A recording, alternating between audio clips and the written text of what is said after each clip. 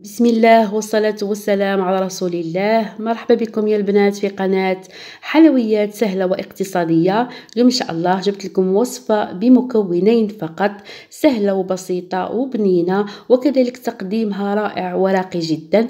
نتمنى الوصفة تعجبكم وتنول رضاكم.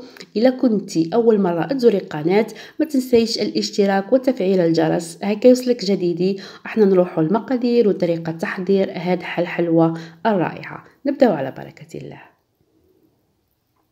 أخوات اللي بحثوا على الوصفات المكتوبة راح تلقاو الوصفة مكتوبة من الألف إلى الياء في موقع كوكباد، في صفحتي الخاصة بالوصفات المكتوبة وكذلك التطبيقات. نتمنى تزوروها وتشوفوا الصفحة تاعي وكذلك تشتركوا في كوكباد وتدعموني عربيا. ونشكر كامل الأخوات اللي راهم يسندوا فيا ويتبعوني في كوكباد. في هذه الوصفة نحتاج إلى مكونين فقط يكونوا دائما يعني في أغلب الأحيان متواجدين في أي بيت، اللي هي الغرس أو عجة التمر والبسكويت أو أي نوع من البسكوي يكون عندك في المنزل. يعني هنا مش شرط أي نوع، يعني اللي يكون عندك في المنزل تقدري تستعمليه. نحتاج هنا إلى بلاستيك غذائي أو أي شكارة عندك في المنزل تحليها كما تشوفي. هنايا التمر او الغرس كنت درتها من قبل بالزبده وكذلك نكهتها بشويه من القرفه. هنحط لكم الطريقه في صندوق الوصف، راح تلقاوها وتستعملوها بكل سهوله. هنا حليت الغرس او عجينه التمر، حليتها رقيقه بسمك 1 سنتيمتر، حلوها رقيقه على قد ما تقدروا. ونحط البسكويت ونديرها على شكل رولي كما تشوفوا فيا وندورها. البلاستيك الغذائي هنا راح يساعدكم بالبزاف.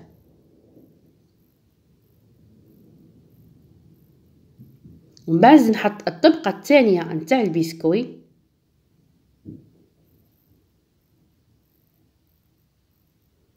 ونعاود نرولي. اللي يحب يدير طبقه ثالثه يزيد يعني يدير الغرس اكثر.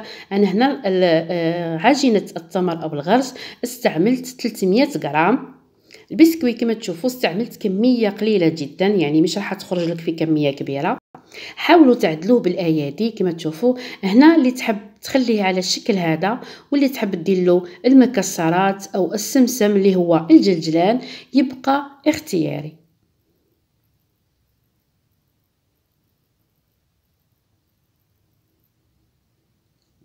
هنا السمسم او الجلجلان حمصته وخليته برد تماما وزينت به كما تشوفوا. يعطيها تانيك قرمشه في الاكل ويعطيها بنه رائعه مع عجينه التمر.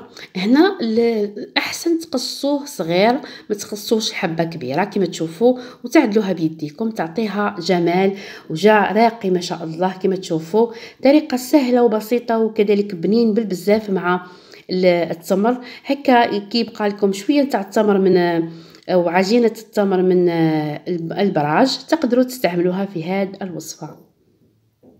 كما تعودنا دائما على التقديم كما تشوفوا شكله راقي جدا. يعني ما تتوقعيش يكون بالتمر وبالبسكوي، يعني حاجه راقيه وبسيطه جدا جدا. نتمنى الوصفه تعجبكم وتنول رضاكم.